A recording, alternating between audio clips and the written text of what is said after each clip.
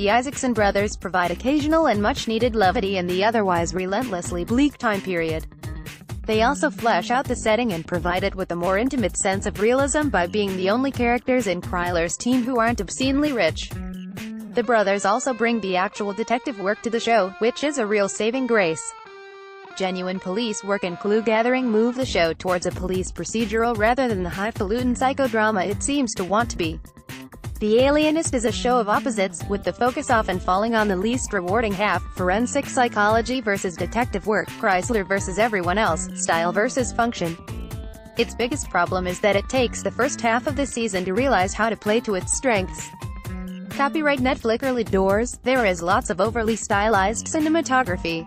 Extreme close-up, blurred shots, hallucinations, and lens mirages that all feel like an attempt to replicate some of the physiological intensity and insight of shows like Hannibal. There's even indulgent shots of food and viscera, and Dr. Kreizler talking about the murder in the first person a la Will Graham.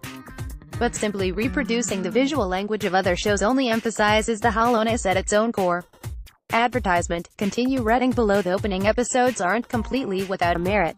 Whilst the introduction of the then-new science of fingerprints feels like an anachronistic cheat card, the 1890s equivalent of zoom and enhance, without it there would be no humble polished work to save the audience from the stagnant psychology.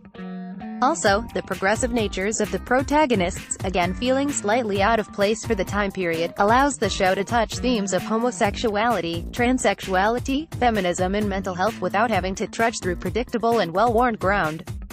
Copyright Netflix. Related article. The Alienist period drama thriller has missed the boat as the season progresses. Thankfully, the show stops caring about trying to appear important and becomes enjoyable on its own terms.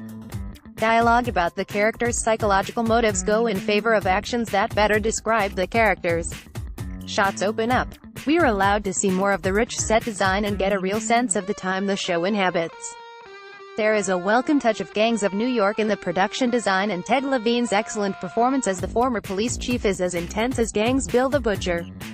Not only that, but as the show progresses, the supporting characters become less and less impressed with Kreizler, and the audience is no longer force-fed unsatisfying proof of his excellence. This gives Moore, Howard, and the Isaacsons a thin chance to grow into their own stories and for the good doctor to finally develop some of the complexity that we were promised. By the mid-season, the show finally figures out what it wants to be. The growing conspiracy against the investigators is compelling and the final 2 episodes exciting. Yet, it's too little too late. The 10 episodes feel like a slog and the mid-season twist is exhausting rather than exciting. The show simply spends far too much time trying to impress you with nothing, distracted by its central character, when in reality, The Alienist would be better served if it was missing its alienist.